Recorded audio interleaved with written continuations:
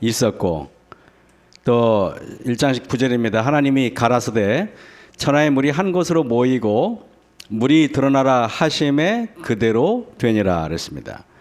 창세기 1장 11절에 하나님이 가라사대 땅과 풀과 씨 맺는 채소와 각기 종류대로 씨 가진 열매 맺는 과목을 내라 하심에 그대로 되어.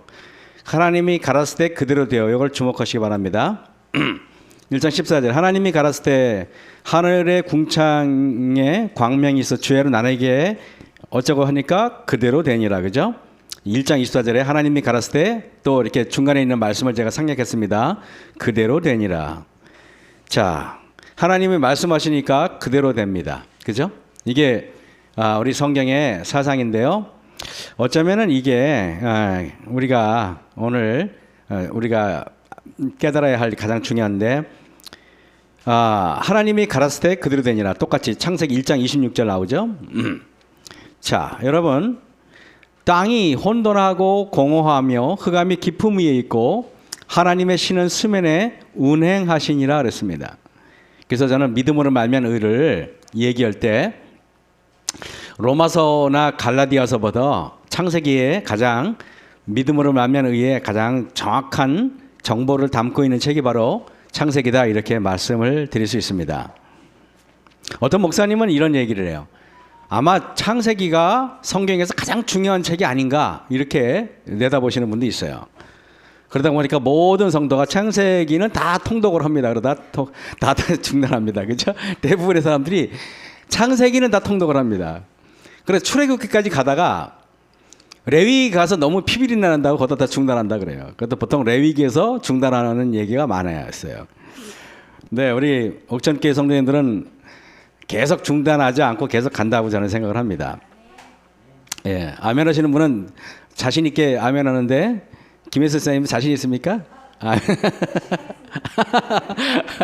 좋습니다. 아주 긍정적이고, 오늘 아주 교과를 너무 잘 지도해 주셔가지고, 교과는 역시 교과 토의로 하니까 좋죠. 예, 토의식으로 해야 됩니다. 원래 일방적인 일방통행은 설교만 그렇게 하는 거예요. 나머지는 교회에서는, 그래서 안식일 학교잖아요. 학교인데 어떤 사람은 안식일 학교를 대예배라고 착각해. 안식일 학교입니다. 그건 예배가 아니에요. 그렇기 때문에 안식일 학교 때는 박수 칠 수 있는 거예요. 그죠? 근데 대예배 때는 박수 안 치죠. 근데 안식일 학교 때는 학교니까 박수 쳐도 괜찮아요. 안식일 학교와 대예배는 구별되어 있어요. 그래서 옛날에, 요즘에는 안 그렇지만은 우리 남원지 교회 칠 때 단상과 안식일 학교 교단은 구별되어 있었어요. 근데 제가 이제 마석교회 와서 그 교회를 리모델링하고 할 때 그렇게 할까 했는데 시대가 바뀐 거야.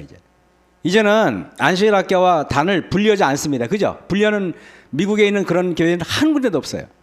그래서 지금은 안 하는데, 다시 지금 저도 안식일 학교 단과 대예배 단상은 분리하지 않습니다. 분리하는 게 보면은 시대착오적인 생각이에요. 자, 예, 보시면은 땅이 혼돈하고 공허하며 흑암이 깊음 위에 있고 하나님의 신은 수면에 운행하시니라 했습니다. 하나님 없는 우리 인생은 기본적으로 혼돈스러운 인생입니다. 지구가 창조되기 이전에 혼돈 그 자체였듯이 말입니다. 혼돈이라는 말은 질서가 없습니다. 질서가 없다는 말은 혼란스럽다는 말이에요. 그러니까 여러분 여쭤볼게요. 바벨론의 뜻이 뭡니까? 혼란. 그러니까 바벨론의 뜻은 질서가 없다, 혼돈하다. 다시 말하면 창조되기 이전의 상태를 바벨론이라고 하는 것입니다. 그럼 여러분, 가장 아름다운 집은 어떤 집입니까? 질서가 있어야 돼요. 그래서 보면은요, 제가 이번에 동해남북교회 갔더니 거기 두마을 아시죠? 봉화에 거기 사시는 아드님과 며느리와 딸이 셋이더라고요. 그 다음에 아들이 하나, 자녀를 4명을 낳았어요. 그런데 안식일 학교 와가지고, 두마을에서 신앙교육을 정말 잘 받은 것 같아요. 아이들이 와서 안식일 학교 순서를 쓰는데, 정말 너무나 은혜스러웠어요. 그래서 제가 그걸 보면서, 할머니 생신이라고 온 아들하고 며느리하고 또 이렇게 손녀들이 와가지고 할머니를 위해서 다 순서를 쓰는데 너무나 아름다웠어요. 참 보면은 집안이 질서가 있을 때 아름답습니까? 아름다워요. 그죠? 자, 여러분, 자, 우리가 질서 없는 인생을 보면은요, 예레미야 4장에 보면은 내 백성은 나를 알지 못하는 우둔한 자요. 지각이 없는 미련한 자식이라. 그래서 항상 전제가 있어요. 나를 알지 못하기 때문에 우둔하고 하나님을 알지 못하기 때문에 지각이 없고 미련하고 악을 행하기에는 지각이 있으나 선을 행하기에는 무지하도다. 그래서 그 장로님의 아드님하고 며느님이 왜 그렇게 훌륭하게 보였을까? 여러분, 만약에 그분이 하나님 믿지 않는데 아주 굉장히 비싼 고급차를 타고 굉장히 값비싼 선물을 한다고 해도 아마 거기 성도님들이 그 장로님이 부럽지 않았을 겁니다. 근데 그 아드님하고 며느님하고 그 손녀들이 뭐 부자인지 돈이 있는지 잘 모르겠어요. 근데 참 아이들이 너무도 예쁘고 너무도 예의모 바르고 너무도 보기 좋았습니다. 자, 여러분, 혼돈하고 무질서하다면 결국 아무것도 없는 거예요. 텅텅 비어 있는 것입니다. 그러니까 공허하죠. 그러니까 여러분 아까 얘기했지만은요. 자, 이 지구가 보세요. 만약에 지금 이 지구가 창조되기 이전의 상태는 금성과 똑같을 겁니다. 여기에는 공기도 없고 나무도 없고, 그래서 별을 보시면 여러분 푸르름이라고는 하나도 없어요. 그죠? 하나도 없습니다. 자, 여기 화성도 마찬가지예요. 여기에는 아무것도 없어요. 저 푸릇푸릇한 게 이게 뭐 물인지 잘 모르겠지만 공기도 없고 식물이라고는 단 한 개도 없어요. 토성도 엄청 큰데 아무것도 없어요.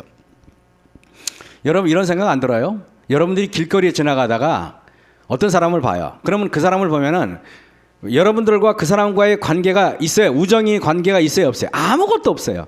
인간 관계 속에서 누려야 할 아름다운 것이라고는 아무것도 없단 말입니다. 여러분, 제가 동해남북교회 갔는데 처음에 그분들 제가 전도회를 가니까 어색하죠? 저 목사가 누군가. 근데 여러분, 하루가 지나고 이틀이 지나니까 그분과 저 사이에 뭐가 생겨요? 관계가 생기는 겁니다. 또 뭐가 생겨요? 우정이 생기는 거예요. 또 뭐가 생겨요? 믿음이 생기는 거예요. 이게 하나님과 우리 사이의 관계에서 누려야 될 것들이에요. 근데 여러분, 이렇게 보면은 이렇게 전도회하고 이제 침례받은 사람들 이렇게 몇 분 이렇게 했는데, 이게 아까 말한 우리 그 장로님의 손녀들이 그 안식일학기 교과를 쓰는 거예요. 너무도 저기 있는 아이들은요, 경상북도 그 육상 대표 선수예요. 그 뜀박질 엄청 잘하는데 11초 때 뛴대요. 키도 커요, 아이들이. 그런데 보면은 자, 이렇게 하는데 이 아이들이 이제 순서를 쓰는 걸 제가 봤어요. 그리고 이제 그 교회에서 이렇게 일주일 동안 있었는데 아무것도 없는 관계가 나중에 정이 들고 우정이 들고, 그러니까 이게 제가 늙어서 그런가요? 하여튼 이렇게 이제 마지막 이제 안식일 예배 끝나고 오후에 밥 먹고 이따가 거기 남은 사람들이 이제 사진 같이 찍어요. 사진 찍었는데, 그러고 나서 이분들을 뒤로 하고 막 갈라 그러는데 나도 모르게 눈물이 핑 도는 거예요. 그래서 제가 한 번도 이런 적은 없었거든요. 근데 마음이 약해져서 그런가? 아니면 나이를 잡수셔서 그런가? 별 생각이 다 들었습니다. 이분들과의 관계가 굉장히 아름다웠기 때문에 이런 거겠죠, 그죠? 참, 제가 그래서 일주일 동안에 이분들 다음 주 일요일 날 우리 집에 또 옵니다. 이분들 중에 핵심 멤버들이 또 옵니다, 놀러. 그래서 저는 너무 좋아요. 그리고 또 화요일 날 우리 목사님들, 선성환 앞에 목사님들하고 세미나 끝나고 이렇게 이야기하는데 또 이 목사님들하고 또 아름다운 관계가 생겼습니까? 생기는 거예요. 여러분들, 처음에 우리 이제 이영근 장로님도 여기 오신 지 얼마 안 됐고, 우리 김혜순 사님도 이제 오신 지 얼마 안 됐는데, 하다 보니까 저분들하고 우리가 뭐가 생겨요? 우정이 생기고 사랑이 생기고 관계가 생기잖아요. 무슨 말인지 알죠? 여러분, 하나님께서 아무것도 없는 불모지에 하나님께서 이 지구에 생명력을 불어넣으셨어요. 그죠? 그리고 우리가 하나님과 우리 사이에 뭐가 생겼어요? 우정이 생기고 사랑이 생기고 믿음이 생기는 거예요. 그거 생기면은 우리가 그분하고 관계가 아름다워지잖아요. 그죠? 그래서 저는 참 감사한 게요, 이 영적인 관계를 따라 사람이 맺잖아요. 이따 오후에는 또 남원집회 한해 젊은 소그룹이 또 우리 집에 올 겁니다. 그러니까 이게 어떤 관계입니까? 뭐라 그럴까요? 아름다운 이 그리스도 안에서 우리가 믿음을 같이 하고 인생을 산다는 것이 이게 행복한 것입니다. 동창회 가서 옛날에 책만 보고 아무 말 듣지 않았던 우리 김혜선 지사님이 옛날에는 얼마나 참 죄송한 얘기지만 매력이 없었을까. 근데 요번에는 그냥 뭐 친구들이 저분이 진짜 너무 얼마나 매력적으로 변했습니까? 그러면 얼마나 또 친구들이 좋아했을까요? 그죠? 아마 계속적으로 더 아름다운 우정이 또 쌓이게 이번에 또 가셔서 그때보다 훨씬 더 아름다운 우정이 또 돈독이 됐을 것 같아요. 그죠? 아름답잖아요, 그게. 인생이라는 게 알프스 너무 아름다운 곳에서 일주일만 있어 보세요. 지겨워요. 오래 못 가요. 그런데요, 사람과 사람 사이의 관계는요, 정말 행복은 사람과 사람 사이의 관계에서 형성되는 겁니다. 맞죠, 그죠? 그렇기 때문에 여러분들 우리 교회에서 이게 보면 우정을 키우는 거예요. 정원 같은 거예요, 정원 같은 거. 나쁜 것들 버리고 우리가 서로 마음을 열고 그래야 교회가 이렇게 풍성해지는 것입니다. 자, 보면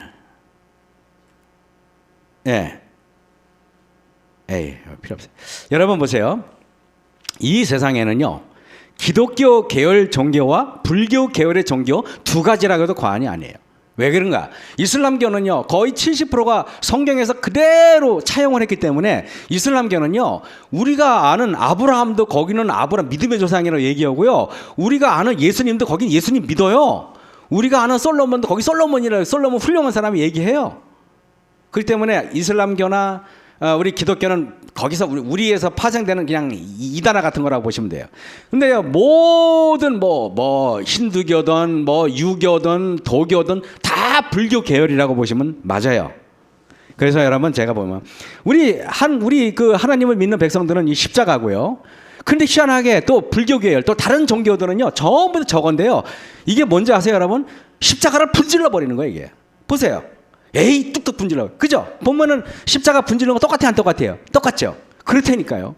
결국에는 하나님이냐, 하나님을 믿지 않는 사람이냐, 두 종류밖에 없는 거예요, 이 세상에는요. 맞아? 그죠? 근데요, 틀러 형님 있죠? 히틀러. 틀러는 이것도 십자가를 뚝뚝 부러뜨렸잖아요. 그런 십자가 부러뜨리는 사람들이 하는 짓은 사람 죽이는 일밖에 안 해요. 이게 여러분, 이 세상에 종교가 많은 것처럼 보이죠? 십자가냐, 십자가를 분질르는 종교냐, 두 종류밖에 없어요. 이게. 그래서 여러분, 제가 이걸 보면은요, 불교의 핵심 원리는 이게 보면은 천지를 창조하신 하나님을 절대적으로 순종하고 복종하고 경배하는 것이 기독교 사상이잖아요. 그죠? 근데 불교의 핵심 원리는 뭔지 아십니까? 이런 관점에서 불교를 말한다면 참으로 난감한 문제에 부딪히는 것입니다. 불교는 절대적으로 경배하고 복종해야 할 신이 거기는 없다고 말해요. 여러분들은 오늘 예배드리 누구를 경배하러 오셨습니까? 우리 하나님을 경배하러 오셨습니까? 그죠? 여러분들은 절대적으로 경배해야 할 대상이 있습니까? 있어요. 그죠? 근데요, 우리 불교에 가서 물어보세요. 절대적으로 경배해야 할 분이 있냐고 물어보면요, 없어요. 부처는 불상은요, 나중에 자기들이 그냥 만들어 놓은 거지, 사실은 석가모니는 그런 거 만들려는 말 절대 안 했어요. 그거는 나중에 후세 사람들이 지 멋대로 이게 하는 것입니다. 그런데요, 이래요. 그래서 여러분, 부처만 하더라도 부처님이 우리는 여러 사람이 있어요. 하나가 아니에요, 여러분. 오해하지 마세요. 그게 뭐냐면은요, 자, 붓다, 그 진리를 깨달은 사람을 붓다라 그러는데, 이 붓다가 중국에 가가지고 이게 붓다가 한자로 표현되면서 불타로 변한 거예요, 여러분. 이 불타가 다시 한국에 오면서 그것이 부처로 발음이 변한 거예요. 무슨 말인지 알겠습니까? 그러니까 부처라는 말은 붓다라는 뜻이에요. 붓다라는 뜻은 뭐냐면 깨달은 사람이라는 뜻이에요. 그러니까 붓다, 불타, 부처 같은 뜻이에요. 그러니까 지금에는 깨달은 사람은 다 부처라는 겁니다. 그래서 제가 여러분 얘기할게요. 여러분은 깨달으신 분입니까? 저는요, 그 성경을 처음부터 알지도 못했지만은 세월이 계속 가고 몇십 년 목회를 하고 성경을 달달달달 매일 봐도 솔직히 잘 모르겠던데요. 여러분은 깨달으셨습니까? 성경에 보면은 아 그거요 내가 이 정도 그 정도는 내가 훤히 압니다. 이거 한번 손 들어 보십시오. 여러분 제가 아주 그냥 보따리 싸고 가서 배우겠습니다. 여러분 그러십니까? 없잖아요, 그죠? 자, 그래서 부처만 하더라도 여러 명이 있는데, 자 이게요 깨달은 사람이 우리가 알고 있는 그 부처만 하더라도요. 석가모니가 있어요. 부처 깨달은 사람 중에 이름이 석가모니라는 사람이 있어요. 석가모니라는 사람은 어떤 깨달은 사람의 어떤 이름이에요. 쉽게 말하면 석가모니가 있고 그 다음에 여러분 이 외에도 아미타불, 미륵이라는 사람이 약사열애 등등이 있는데 그럼에도 불구하고 부처 중에서 제일 유명한 분이 누구냐면 석가모니라는 사람이에요. 그죠? 석가모니 들어보셨죠? 그런데 제가 여러분 이 석가모니의 본명은 고타마 시타르트라고 해요. 자, 불교는 이런 경전상의 부처뿐만 아니라 누구라도 부처가 될 수 있다고 말하여서 그래서 정말 우리가 만약에 아 나는 깨달은 목사야 이러면 아마 여러분들이 저한테 대번 이렇게 말할 겁니다. 김연한 목사 겸손해 이렇게 말하진 않을 겁니다. 그래 교만해 그죠? 생긴 건 멀쩡하게 생겨야지 교만해 이럴 거 아닙니까? 자, 생긴 것도 멀쩡하지 않습니까? 불교 학자들은 650개의 불경 중에서 대표적으로 세 개가 제일 유명해요. 세 개가 하나는 뭐냐면은 하나는 그 반야경이라는 게 유명하고요. 반야경. 그다음에 아합경이라고 있어요. 아합경.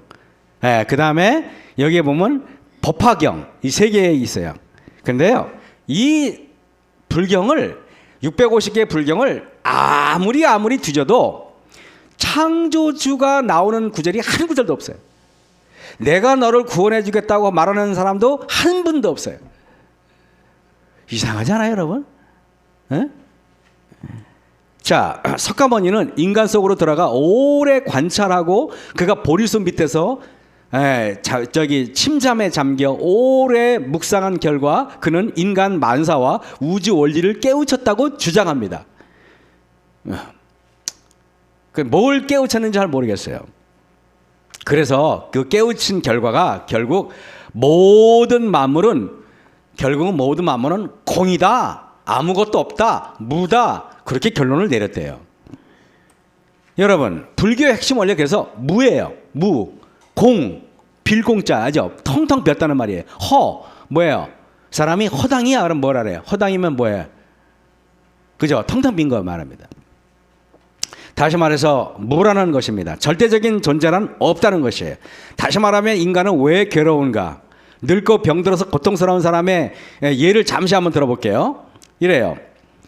인생은 왜 괴로운가? 이게 붓다의 가르침이에요. 붓다는 말하기를 그 사람이 고통의 원인은 젊고 건강하던 시절에 대한 집착이라고 말해요. 나 자신을 영구불변하는 실체를 보고 자신을 주장하고 자신에게 집착하는 것이 고통의 근본이라고 보는 것입니다.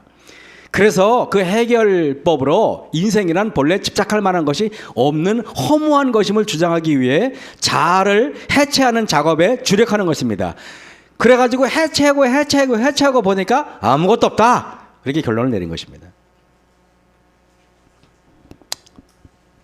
그게 맞다고 여러분 보십니까? 여러분 어떻게 생각하십니까? 문진리 지사님 어떻게 생각하십니까? 우리가 아무것도 없는 게 좋습니까? 이런 겁니다. 집을 짓다가 그 안에는 보일러 시설도 없고 전기 시설도 없고 소파도 없고 침대도 없고 아무것도 없는 집이 좋아요? 아니면은 소파도 있고 저 침대도 있고 전기도 있는 집이 좋습니까? 그건 간단한 겁니다. 아무것도 없다는 멋있어 보이는데 아 그러세요? 그러면 집도 아무것도 없는 거 지어드릴게요. 주면 다 싫어해. 있어야 됩니다. 나무도 있어야 되고 꽃도 있어야 되고 잔디도 있어야 되고 제가 그래서 그 일주일 동안 동해에 갔다 오니까 우리 그 지평의 집이 완전히 그냥 풀밭이 되어버렸어요. 그래가지고 제가 그냥 뭐 그 잔디 깎고 그냥 뭐 하고 그냥 뭐 했더니 또 가보면 또 예뻐졌어요. 그죠? 잔디를 심고 하니까 작년에 왔던 분들하고 달라요. 작년에 그 차가 그냥 뭐 비 오면 푹푹 빠지고 막 그랬었는데 가면 갈수록 멋있어지잖아요. 그죠? 그 마찬가지입니다. 우리 교회 성도들과의 관계도 그래야 된다고 저는 생각을 합니다. 자, 무념무상. 그래서 불교는 한마디로 모든 것을 해체해야 끝나는 종교입니다. 모든 마음을 비워야 결국 공이 되고 허가 됩니다. 그게 부처예요. 그런데요, 그래서 창조 이전의 상태로 되돌리려고 하는 게 사단의 음모입니다. 태초에 하나님이 천지를 창조하시니라. 땅이 혼돈하고 공허하며 흑암이 깊음 위에 있고 하나님의 영은 수면에 운행하시니라. 여러분, 그런데요, 야, 이게 보면은 이래요. 이렇게 아무것도 없는데 하나님이 가라사대 빛이 있으라 하니까 빛이 있었어요. 하나님이 가라사대 때 천하의 물이 한 곳으로 모이고 물이 묻힌데, 그죠? 묻이 드러나라 하심에 그대로 되니라. 이렇게 되는 것입니다. 제가 고린도후서 12장에 보시면요, 이래요. 내가 그리스도 예수 안에 있는 한 사람은 아노니 14년 전에 그가 셋째 하늘에 이끌려간 자라 그랬습니다. 그가 몸 안에 있었는지 몸 밖에 있었는지 나는 모르거니와 하나님은 아시느니라 그랬어요. 여러분, 하나님은요, 인간이 죄를 짓고 나서 하늘에 올라가는 것을 하나님께서는 오랫동안 허락을 하지 않았어요. 근데 인간이 과학이 발달되고 하늘에 올라가는 것을 하나님이 허락을 했는데, 그래서 첫 번째 하늘에는 여러분들이 비행기 타고 왔다 갔다 합니다. 첫 번째 하늘은 여러분들 첫 번째 하늘 한 번도 안 올라가 보신 분, 비행기 한 번도 안 타보신 분 있습니까? 있어도 그냥 부끄러워서 손 안 드는 거예요. 그럼 다 타봤죠, 그죠? 다 타보셨습니까? 타봤죠. 근데요, 두 번째 하늘은 우주선을 쏘아 올리고 일부분, 아주 일부분이긴 하지만은 두 번째 하늘도 인간들이 왔다 갔다 하기 시작했어요. 맞아요, 맞아요. 두 번째 하늘. 근데 두 번째 하늘도 조금밖에 못 가. 겨우 간다는 게 뭐 달나라, 화성 요 정도밖에 못 가요. 아직 토성이나 이런 데 가려면 아주 멀었어요. 두 번째 하늘은 못 가요. 근데 여러분, 세 번째 하늘은 인간은 절대 예수님이 데려가지 않으면 절대 못 가요. 왜? 거기는요, 세 번째 하늘로 올라가는 순간 여러분 다 타 죽게 돼 있어요. 인간은 못 가요. 그런데요, 여기 보세요. 내가 그리스도 예수 안에 있는 한 사람을 아노니 14년 전에 그가 셋째 하늘에 집사님, 예, 셋째 하늘에 이끌려간 자라 그랬습니다. 저는 그래서 세 번째 하늘은 인간이 가는 게 아니라 하나님이 이끌어줘야만 갈 수 있는 하늘이 세 번째 하늘이에요. 첫 번째 하늘은 내가 잘났다고 제가 갈 수 있는데, 세 번째 하늘은 절대 여러분들이 못 가요. 하나님께서 이끌어 주셔야만 돼요. 그런데 여기 가로쳐 놓고 사도 바울이 이렇게 썼어요. 그가 몸 안에 있었는지 몸 밖에 있었는지 나는 모르거니와, 이렇게 썼죠. 이건 뭐냐면은 세 번째 하늘은 이것은 육적인 몸으로 갈 수 있는 게 아니라 뭔가 그러니까 영적인 어떤 상태가, 영적인 어떤 그런 의미 아니면 절대 갈 수 없는 곳이에요. 그렇다고 영이 뭐 일반 개신교처럼 영으로 간다는 말이 아니라, 이것은 뭔가 영육 간의 문제가 일어나지 않으면 절대 못 가는 지역이 셋째 하늘이에요. 그래서 여기 내가 2절에 보니까 이런 사람은 아노니 그가 몸 안에 있었는지 몸 밖에 있었는지 나는 모르거니와 하나님은 아시느니라. 그가 낙원에 이끌려가서, 사도 바울도 하늘에 올라갔는데 자기가 어떤 상태로 변했는지 정확히 잘 모르는 거예요. 자, 그래서 저는 이걸 보면서 예수님께서 14장 6절에 예수께서 가라사대 내가 곧 길이요 진리요 생명이니 나로 말미암지 않고는 아버지께로 올 자가 없느니라 그랬는데, 이게 내가 잘못 썼네요. 그죠? 야고보서 1장 21절 보면은 그러므로 모든 더러운 것과 넘치는 악을 내어버리고 능히 너희 영혼을 구원할 바 마음에 심긴 도를 온유함으로 받으라. 너희는 도를 행하는 자가 되고 듣기만 하여 자신을 속이는 자가 되지 말라 그랬습니다. 우리는 도를 닦는 자가 아니에요. 왜냐하면 예수님이 길이니까 그 길을 예수님께서 이끌어주는 대로 가는 사람이지, 내가 길을 만들어서 가는 사람은 아니에요. 도를 닦는 건 길을 닦는 거 아니에요? 그죠? 여러분, 우리 인생에도 이렇게 되어야 합니다. 혼돈하고 공허하고 참 캄캄하고 어두운 인생에 빛이 있으라 하니까 빛이 있었고 이래야 되는데, 예, 제가 한번 이렇게요. 로마서 1장 28절 보세요. 또한 저희가 마음에 하나님 두기를 싫어하며, 왜 사람들은 하나님 두기를 싫어할까요, 마음에? 가끔 궁금해요, 그죠? 왜 그런 것 같습니까? 왜 하나님 두기를 싫어하는 것 같습니까? 우리 최영순 지사님은 하나님 두기를 싫어하지 않으니까 모르시겠죠. 왜 하나님 두기 싫어하는지. 근데 하나님이 저희를 그 상실한 마음대로 내어버려도 하나님 두기를 싫어하니까 하나님 어쩔 수 없어요. 그러니까 내버려둬요. 그러니까 자, 불의, 추악, 탐욕, 악의가 가득한 자요, 시기, 살인, 분쟁, 악독이 가득한 자요, 수군수군하는 자요, 비방하는 자요, 하나님의 미워하시는 자요, 능욕하는 자요, 교만한 자요, 자랑하는 자요, 악을 도모하는 자요, 부모를 거역하는 자라고 말씀하십니다. 여러분, 자, 이게 보면은요, 노름을 좋아하는 사람이, 게임을 좋아하는 사람이 노름을 하지 않기로, 게임을 하지 않기로 결심하고 전능하신 하나님의 능력을 의지하고 그 말씀을 내 것으로 받아들이면 그대로 됩니까? 저는 그런 경험을 해봤어요. 제가 제7일 안식일 예수재림교회 가기 전에 죄송한 얘기지만은요, 담배도 펴봤고 술도 마셔봤고 다 해봤어요.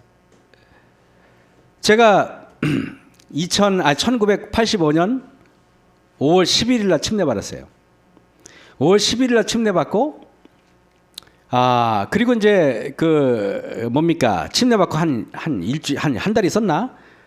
이렇게 사는 교인들하고 놀러 가는데, 그때 제가 낮술을 했어요. 평소대로. 그래가지고 술이 이렇게 취했어요. 그랬더니 박순영 목사님이 내 옆에 딱 앉더니 어깨동무를 이렇게 하더라고요. 그러더니 김일환 씨, 낮술 하셨네? 그러더라고요. 그래서 제가 발끈해서 뭐라 그러냐면은, 아니, 성경에 술 취하지 말라 그랬지, 술 먹지 말라는 말이 있어요? 왜냐하면 장로교는 다 그러고 마시거든요. 그랬더니 목사님이 저한테, 이란 씨, 그럼 내가 이 성경에서 술 먹지 말라는 말 찾아주면 안 먹겠어요? 그러더라고요. 나 안 먹겠어요. 그랬어요. 그랬더니 잠언서 23장을 딱 펴주는 거예요. 그러더니 거기에 보니까 포도주 옆에도 가지 말라는 말이 있어요. 갑자기 그 말씀을 들으니까 막 얼굴이 부끄러워지고 막 창피해지고, 그러고 나서 이제 그 목사님이 그러세요. 그래서 내가 목사님 끊겠습니다 그랬어요. 그대로 되니라. 그러니까 그리고 이제 그때까지만 해도 장로교회 친구들을 끊질 못했어요, 인연을. 그래서 제가 장로교회 놀러 갔더니 친구들이 나보고 막 이렇게 모였는데, 야, 일어나, 너 뭐 안식일 교회 갔다면? 갔어. 그랬더니 하는 말이, 야, 너 뭐 술 끊었다면? 끊었어. 그랬더니, 야, 그래, 오늘 그러면, 야, 오늘 끊는 기념주로 한번 마지막으로 먹자는 겁니다. 그러면서 이제 그 친구, 그 여동생이 이제 오빠들 왔으니까 얘는 또 신나가지고 메뚜기를 그냥 참기름에 볶아가지고, 그리고 이제 오빠 이거 이제 한 잔 먹어, 마지막이야. 그러는데 마음의 갈등이 일어나는 겁니다. 야, 이거 마지막으로 먹어야겠다. 이거 기념주니까 뭐 어때? 이런 생각이 들고, 이거 먹으면은 이거 안 되겠다는 생각이 들고, 왔다 갔다 하다가 그냥 거기서 딱 끊어버렸어요. 그러고 나서 이제 제가 했더니 더 이상 먹고 싶은 생각도 하나도 안 나고, 그때 뭐 삼겹살도 먹고 싶은 생각, 그냥 아무 생각이 안 나요, 진짜로. 너무 깜짝 놀랐어요. 그리고 1985년 5월 11일 날 침례받고 1985년 11월 11일 날 부산으로 발령나고, 그 11월 11일 날 제가 하숙집, 침례받은 지 6개월밖에 안 되는 초신자 아니에요, 그죠? 침례받은 지 가가지고 개나리 보쌈 이렇게 있잖아요. 잔뜩 옷 벗다리고 잔뜩 들고, 하숙집도 알아보기 전에 어디부터 갔냐면 그 부산 기관차 사무소 앞에 있는 단감교회, 그래서 제가 누님 단감교회로 간 겁니다. 갔더니 그때 양광수 목사님 사모님이 나오시는 거예요. 나오더니 어떻게 왔냐고. 그래서 여차저차도 왔다 그랬더니 집은 얻었냐고. 아닙니다, 교회부터 얻었어요. 나 초신자라도요, 교회부터 가서 짐 풀고 단감교회 가서 하나님께 기도하고, 그러고 나서 집 알아봤어요. 그러고 나서 술 다 끊었잖아요. 그러고 나서 이제 친구들이 오거나, 이제 제가 단감동에 있을 때 우리 그 철도고등학교 후배들, 그 녀석들 중에서 밑에 있는 애들 중에서 단감교회 안 나가본 녀석 하나도 없어요. 다 들어갔어요. 그때 맨날 시커먼 애들 쫙 앉아 있었잖아요, 그때. 그 중에서 침례받은 애 몇 명 돼요? 여러분, 이런 겁니다. 하나님이 가라스 때 술 먹지 마 그러면 아멘, 그대로 돼야 되는 거예요. 하나님이 가라사대 때 담배 피지 마. 아멘. 그대로 돼야 되는 것입니다. 한 번은 고등학교 철도학교 후배가 우리 하숙집에 놀러 왔어요.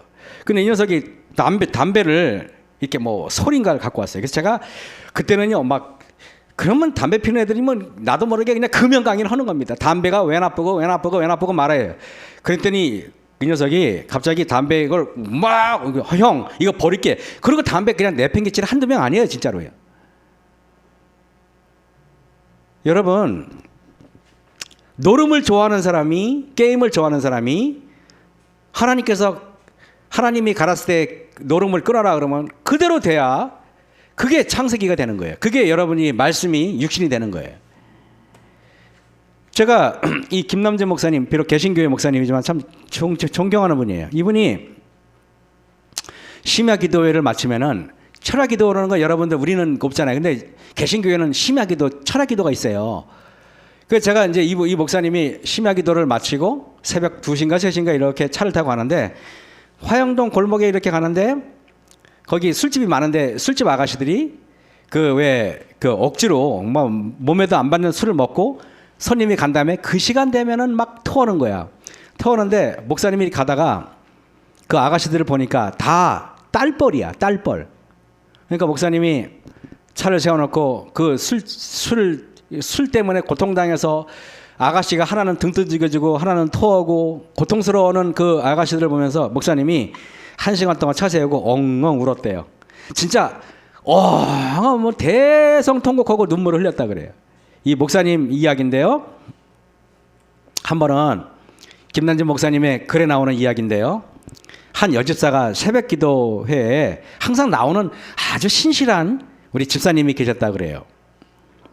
목사님은 참 이렇게 새벽에 나와서 말씀을 들을 때 경청하는 그 모습이 너무 아름다워서 야 참으로 믿음이 좋은 자매구나 라고 생각을 했다 그래요.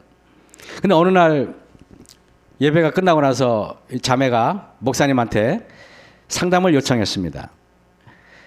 근데 이 상담이 뭐냐 했더니 남편이 하루가 멀다 하고 술을 마시고 집에 들어와서는 온갖 기물을 부수고 완전히 개망난 이 짓을 하는 것입니다. 이런 상태가 벌써 10여 년이 훨씬 넘었다 그래요.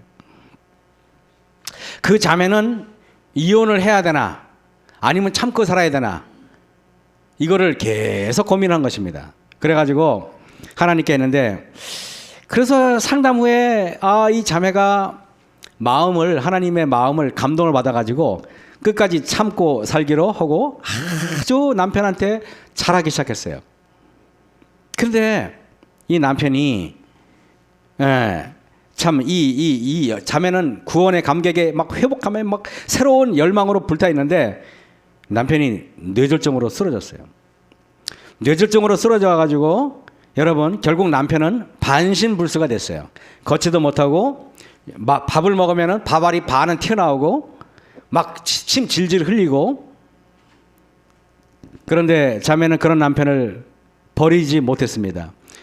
복수심으로 남편을 홀로 질병의 고통에 감당하도록 버리고 갈 수도 있었지만은 이혼을 하지 않고 그 남편을 수발했어요. 그러나서 어느 날 그 목사님이 그 자매를 찾아갔어요. 그랬더니 그 자매가 그러더래요.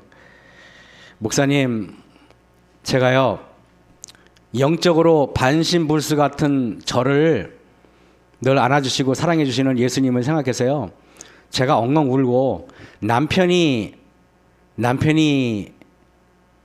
불쌍한 게 아니라 내가 불쌍해져요. 그래서 제가 하나님의 은혜를 생각하니 남편이 너무너무 가엾더라는 것입니다. 근데 목사님이 신방을 가니까 그 자매가 밥 먹을 때 침 질질 흘리고 그냥 입 돌아간 그 남편의 볼을 얼굴을 비비고 이렇게 말했다고 그래요. 목사님, 저는 이 사람 너무 사랑스러워요. 이 말을 하고 해맑게 웃는 그 여집사님을 보고 목사님이 그 자리에서 대성통곡했다 그래요. 목사님이 엉엉 울었다 그래요. 엉엉 울었다고. 하나님 어둠 속에서 빛이 있으라고 하니까 그대로 된 것이에요. 이 자매의 마음속에 하나님이 가라사대 내 원수를 사랑하라 하니까 그 말씀이 그대로 된 거예요. 그게 믿음으로 말하면 의예요.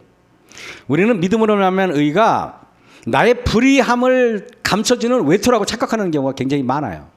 말씀이 그대로 되는 게 의예요. 여러분, 믿음으로 말미암는 것까지는 잘 아는데 그게 의라는 것이 무슨 뜻인지 모르는 사람이 많아요. 믿음으로 말미암아서 뭔가 변화가 일어나야만 의가 되는 거예요. 제가 여러분 이번에 가니까 교회마다 그런 교회가 있잖아요. 사람들은요, 이렇게 어떤 분이 저한테 전도 가니까 제가 이런 얘기를 해요. 목사님, 제가 말씀 듣고 너무 많이 반성했습니다. 회개했습니다. 그런 분들이 몇 번 저한테 개인적으로 와가지고 눈물을 글썽이면서 얘기하시는 걸 들었어요. 저는 그게 하나님의 말씀의 능력이라고 생각해요. 그대로 되는 조건은 자아의 굴복인데요. 열왕기하 5장의 9절에 나만이 이에 말들과 병거들을 거느리고 이르러 엘리사의 문 앞에 서니 엘리사가 사자를 저에게 보내어 가로되 너는 가서 요단강에 몸을 7번 씻으라 그랬어요. 여러분, 나만 장군이 그 이스라엘하고 시리아는 아주 왼수예요. 그러니까 시리아의 군대 장관이 이스라엘 온다 그러면 이스라엘은 펄컥 뒤집혀요. 우리 또 죽이려고 왔나? 그럴 거 아닙니까? 그래서 시리아 왕이 나만 장군이 가도 좋겠냐는 확인을 받고 그리고 엄청난 보물을 가지고 이스라엘에 갑니다. 아마 이스라엘 왕에게도 엄청난 뇌물을 줬을 것이라고 생각합니다. 상당히 복잡한 외교적 절차를 밟아서 엘리사가 왔어요. 근데 엘리사가 왔는데 나만 장군이 얼굴도 내다보지 않아요. 여러분, 나만이 노하여 물러가며 가로되 내 생각에는 저가 내게로 나와서 하나님의 이름을 부르고 그렇게 할까 했다 그랬어요. 나만 장군의 생각이 틀린 게 하나도 없어요. 나만 장군이 말이 맞죠. 하나님의 종이 당연히 상처 위에 손을 얹고 기도하는 게 맞는 거 아닙니까, 여러분? 근데 나만 장군의 신앙 방식이 제가 볼 때는 엘리사보다 훨씬 더 신앙적 아닙니까? 아니 여러분, 저기 한강 저 양평 앞에 있는 한강에 가서 몸을 7번 씻어라. 그게 보다는 그래도 교회에서 우리 장로님들 앞으로 다 나오세요. 집사님들에게 환자 나오게 하고 장로님은 제 어깨에 손을 올리세요. 그리고 제가 그 위에 상처 위에 기도해 드리는 게 더 맞는 말 아니에요, 여러분? 그렇잖아요. 그러나 여러분, 나만 장군이 노하여 물러가며 그럴 때 내 생각에는 그러는데요. 항상 제가 말은 내 생각이 굴복되지 않으면 절대 하나님 생각이 나를 지배할 수 없어요. 여러분, 우리는 알아야 합니다. 내 생각을 곧 굴복시키는 것, 자아를 굴복시키는 것, 그것이 바로 기적이 일어날 조건이에요. 내 생각이 있는 사람은 반드시 자기 자신이 어렵다는 생각이 가득 찬 사람이에요. 내 생각이 있는 사람은 내 가치관, 내 인생 철학이 있는 사람들은 절대로 하나님의 말씀을 순종할 수 없어요. 한 번은 마석교회에서 그 집사장로 헌신회를 지구에서 했나? 그런데 먼저 합회장님이셨던 김석수 목사님이 오셨어요. 그래서 그분이 이런 얘기하더라고요. 장로님들한테 주는 메시지를 제가 들었는데 이러더라고요. 교회 장로님들이 목회 철학이 있으면은 반드시 담임 목사와 부딪히게 돼 있습니다. 그래서 아니 목회 철학이 있으면 장로 하지 말고 목사님을 하지, 신학 가서 목회를 하지 왜 장로님이 되셨습니까? 그런 얘기하더라고요. 맞아요. 반드시 부딪히게 돼 있어요. 집사님들이 장로 철학이 있으면은 반드시 장로님하고 부딪혀요. 어떤 집사님은요, 장로는 이렇게 해야 됩니다. 아니 자기가 장로 되지 왜 집사로서 장로님한테 이러자 저러라 그래. 내 말이 틀렸어요, 안 틀렸어요? 맞죠? 에? 그래서 집사님 중에 장로 철학이 있는 사람은요 항상 복잡해요. 맨날 장로님한테 잔소리해요. 또 장로님들 목회 철학이 있으면 매일 목사들한테 매일 또 충고합니다. 여러분, 저는 이게 이래요. 목회 철학이 있는 장로님들은 신학 들어가서 공부 마치고 절차를 밟아서 목사님이 되시면 됩니다. 그리고 장로 철학에 있는 분들은 열심히 신앙해서 교회 직원들의 인정을 받아가지고 장로 안수를 받으면 되는 것입니다. 내 생각이 있는 사람들은 하나님이 되어야 그 처절한 싸움이 끝이 나게 돼 있어요. 내 생각 있는 사람은 내가 하나님이니까 다른 사람들이 피곤한 것입니다. 내 생각, 내 철학, 내 고집, 내 자아가 있으면 절대로 하나님의 말씀이 우리 안에서 그대로 되지 못합니다. 이게 문제예요. 나만의 장군의 이야기는 믿음으로 말미암은 의를 가장 핵심적으로 설명하고 있는 것입니다. 내 생각에는 대신에 하나님이 가라사대. 왜 하나님이 가라사대입니까? 엘리사가 누굽니까? 엘리사는 하나님의 종이 아닙니까? 엘리사가 말한 것 곧 하나님의 말씀이나 마찬가지예요, 여러분. 그러니까 하나님이 가라사대 요단강에 가서 씻어라 그러면은 가서 씻으면 낫는 거예요. 내 생각대로 하면 안 되는 것입니다.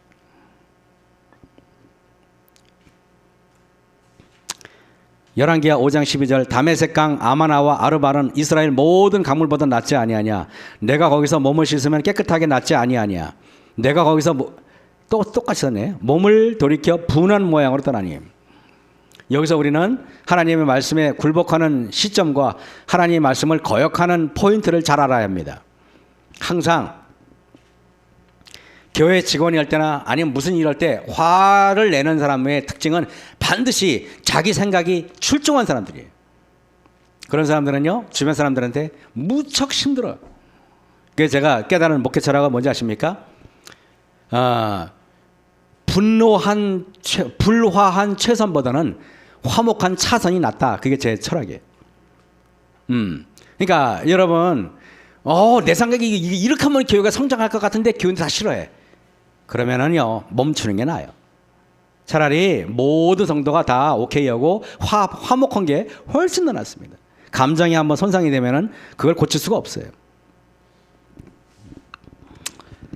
항상 화나는 포인트는 내가 맞기 때문에 화가 나는 것입니다. 화나는 사람 치고 자신이 틀렸다고 주장하는 사람 한 명도 없어요. 내 생각이 맞기 때문에 내가 의로운 것입니다. 그러니까 이거는 내 의가 있는 사람은 믿음을 말미암은 하나님의 의를 구할 이유가 없는 거예요. 그러니까 그런 사람들은 기도를 설교를 해도 듣지도 않고 삐딱하고 그러는 것입니다.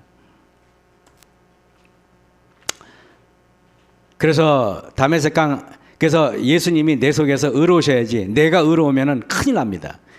그래서 철저하게 나는 내 자아를 버려야 하는 것입니다. 종들이 자신이 섬기는 여기 열왕기하 5장 13절에 그들 종들이 나와서 말하여 가로되 내 아버지여 선지자가 당신을 명하여 큰 일을 행하라 하였다면 행치 아니하였으리까 하물며 당신에게 이르기를 씻어 깨끗하게 하라 함이니까 그랬어요. 저는 이걸 보면서 나만 장군은 겸손한 사람이에요. 왜냐하면은 여러분 대장군한테 국방부 장관한테 아버지라고 이렇게 친근하게 부르는 경우가 없고 그리고 그 집에서 일하는 그 계집종의 말도 그 계집종의 말을 듣고 그냥 그거를 여러분 나라 전체를 움직여 가지고 엘리사에게 찾아가는 것도 굉장히 나만이 어떤 사람인지를 우리는 알 수가 있는 것입니다. 나만은 원래 겸손한 사람이에요. 근데 엘리사가 요구하는 것은 선천적인 겸손함 가지고 천국에 갈 수 없다는 것입니다. 결국에는 여러분 우리는 하나님의 말씀의 근거에서 변화가 돼야지 선천적으로 착한 사람이 하늘에 가는 경우는 없어요. 말씀 앞에 굴복해야 합니다. 그래서 여러분 우리가 내 생각에 우리가 말씀에 굴복하는 게 뭐예요? 권위주의가 깨지고 자아가 깨지고 고리타분한 깨져야 합니다. 한 번은 제가 남원주교에서 목회할 텐데 젊은 사람들을 성경 공부를 이렇게 가르쳤어요. 한 3, 40명 이렇게 매주 와서 우리 집에서 밥을 먹고 성경을 가르쳤는데 한참 그때 당시 한 30대 초반밖에 안 됐을 거예요. 교회도 잘 안 나오는 분인데 성경 공부는 꼭 왔어요. 그분이 딴 사람 있는데 벌떡 일어나더니 저한테 목사님 청이 있습니다 그러더라고요. 뭔 청이냐 그랬더니 부탁을 들어주셔야 됩니다 그러더라고요. 들어주겠다 그랬어요. 그랬더니 이분이 딱 일어나더니 목사님 제가 형님이라고 불러도 됩니까? 그러더라고요. 그랬더니 일어났더니 그 친구가 나한테 형님 그러고 나를 껴안아주더라고요. 그 둘이 그래 아우야 그러고 했어요. 목사를 형님이라고 부르는 거 나는 그게 자랑스럽다고 생각해요. 여러분 우리 예수님은 어떤 분입니까? 만왕의 왕이고 하나님이셨어요. 하나님이시면은 우리들하고 어울린다는 게 말이 됩니까? 예? 우리 같은 사람들하고. 근데 우리한테 뭐가 되겠다고요? 친구가 되시겠다고. 오히려 우리보다 더 낮게 임하셔서 우리를 섬기셨잖아요. 근데 우리는 그게 어려운 겁니다. 예? 아니 우리는 사실 여기 앉아 계신 분이 저와 포함해서 높은 낮음이 없잖아요. 여기서 높은 사람이 어디 있고 낮은 사람이 어디 있습니까? 내가 볼 때 다 똑같은 분 아닙니까? 네? 유명한 우리 화백님은 저보다 높으시려나요? 루브르 박물관이나 가야 볼 수 있는 그림을 우리가 볼 수 있잖아요. 저는 우리 중에서 높고 낮음이 저는 없다고 생각하는 사람이에요. 맞습니까, 여러분? 그죠? 뭐 많이 배우나 적게 배우나 뭐 돈이 있으나 없으나 똑같죠. 흑암이 기품이 있고 공허한 우리 인생을 빛과 초록의 생명력이 넘치게 하기 위해서 나의 자아가 완전히 무너져야 하는 것입니다. 나만 장군이 자기 생각을 내려놓을 때 비로소 하나님이 가라사대가 실현이 되더라 이겁니다. 하나님이 가라사대 그러니까 되더라 이겁니다. 누가복음 1장 31절에 보라 내가 수태하여 아들을 낳으리니 그 이름을 예수라 하라 그랬어요. 여러분 예수님께서 이 땅에 오시기 전에 이 세상에 있는 모든 처녀들을 하나님께서 이렇게 수소문했을 겁니다. 누가 과연 하나님의 아들의 어머니가 될 수 있을까? 모든 여성들을 가지고 하나님께서 면밀히 살펴봤을 겁니다. 그래서 뽑힌 분이 누구예요? 마리아예요. 어머니 마리아가 뽑혔어요. 여러분 그때 마리아가 뽑혔는데 그때 보라 내가 수태하여 아들을 낳으리니 그랬어요. 결혼도 하지 않은 처녀가 아들을 낳게 되면은 자칫 오해를 사면 당장 돌에 맞아 죽을 일 아닌가요, 여러분? 한번 생각해 보세요. 그 당시 통념으로 그때 누가복음 1장 그때 마리아가 어떻게 그런 일이 있겠냐 그랬더니 대저 하나님의 모든 말씀은 능치 못하심이 없느니라 그랬어요. 이 말을 하니까 누가복음 1장 38절에 마리아가 이렇게 말해요. 주의 계집종이오니 말씀대로 내게 이루어지어다. 이게 뭡니까? 하나님이 가라사대 이렇게 말씀하시니까 그대로 되니라가 똑같은 표현이에요. 그래 안 그래? 맞죠? 마리아가 가로되 주의 계집종이오니 말씀대로 내게 이루어지이다 하매 그러니까 뭐래요? 마리아가 말씀대로 되겠습니다. 말씀대로 될 것입니다. 이게 믿음으로 말미암은 의입니다. 여러분 그렇다면 언제 예수님이 마리아의 이 태 속에 잉태됐을까요? 언제 그랬을 것 같아요? 천사가 가고 나서 한 달 후에? 아니면 일주일 후에? 언제 그랬을 것 같아요? 이거 맞추시면은.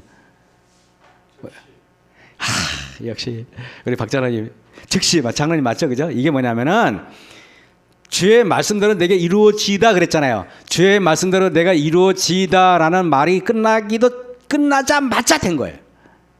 뭔 말인지 알죠? 즉시. 그래서 여러분이 어떤 영적인 경험을 하잖아요. 영적인 경험을 하면은요 즉시 순종하셔야 돼요. 만약에 이게요 집에 가잖아요. 그러면요 이미 벌써 그 유효 기간이 끝나버려요.